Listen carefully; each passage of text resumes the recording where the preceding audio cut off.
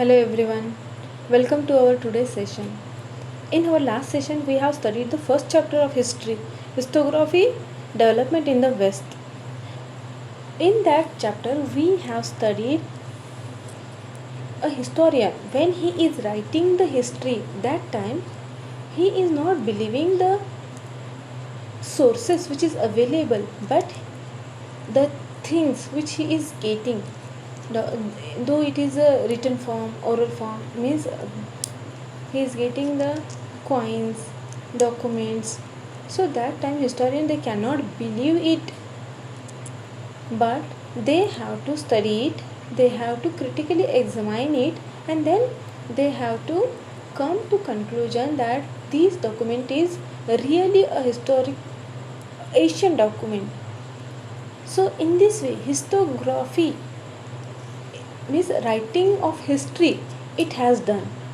Again, in the first chapter, we have studied the various historians, Western historians, scholars, their opinion about writing of history, methods about writing of history.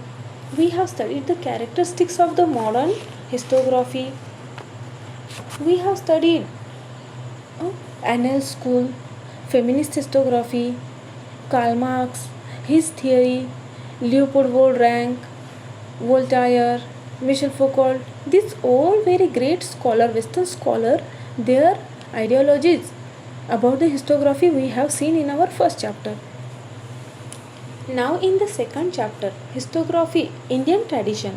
In that we are going to study about the Indian scholars, their way of writing history. So let's start the chapter. Tradition of Indian historiography. We learnt about the Western tradition of historiography in the last lesson.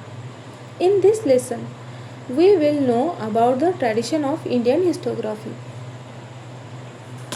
Historiography in the Asian period. Children, as we know that our Indian history it is divided into three parts: ancient history, medieval history, and modern history. First, we will study about the Asian period. In the Asian period, in India, memories of great deeds of ancestors and mythological lore, also memories of social transitions, were preserved with the help of oral recitals. Here it is said that when we are studying the memories related to Asian period, it is related about the great deeds of our ancestors or mythological stories. Mythological means related to the myth, related to our god and goddess, traditional stories. That stories it is preserved with the help of oral recital. Recital means performance by musical way, means poems. So orally it is preserved. The inscription on the Harappan seals and other artifacts confirm that Indians had mastered the art of writing as early as the 3rd millennium BCE or perhaps before that. However, Harappan script is not yet successfully deciphered. So here it is said that we have found number of Harappan seals. When archaeological excavation was going, that time we have found number of Harappan seals, and on that seals writing script we have found. So this is showing us that Indian they were aware about the writing skill as early as the 3rd millennium before common era, or perhaps before that also they were known about the writing script. So number of documents were decoded by the historians, but still yet there are number of documents which is not decoded. If that all the documents are decoded by our historian, then it will be a very great success in the history. The earliest known written documents of historical nature found in India are in the form of inscriptions. In our earlier time, we have found some stone inscriptions. They are dated to the 3rd century before Common Era, that is Emperor Ashoka's and Maurya's time. These edicts are inscribed on the natural rock and the stone pillars. So, in the 3rd century before Common Era, that time Ashoka's and Maurya's time, that time some stone inscriptions, rock inscriptions were found. These inscriptions gives us information about King Ashoka, their empire, their administration. From the 1st century CE, Common Era, inscriptions began to occur on coins, metal, images, sculpture, and also on copper plates. From the 1st century Common Era, from that time inscription started to write on the coins, metal images, and sculptures, copper plate, so on. They provide important historical information. We get to know about the dates of various kings, dynastic genealogies.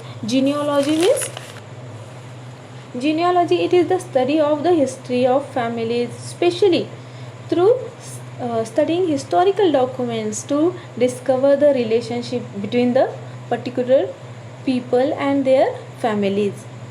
Territorial extent and administration of various empires and kingdoms, and also important political events, social organizations, climate, famine, etc. of the respective time. From the 1st century Common Era, from that time inscriptions began to do on the coins, copper plate. So in that inscriptions they were writing about the various kings, their administration, their territorial extent, about their political events, social organization, about climate, even about the famines also.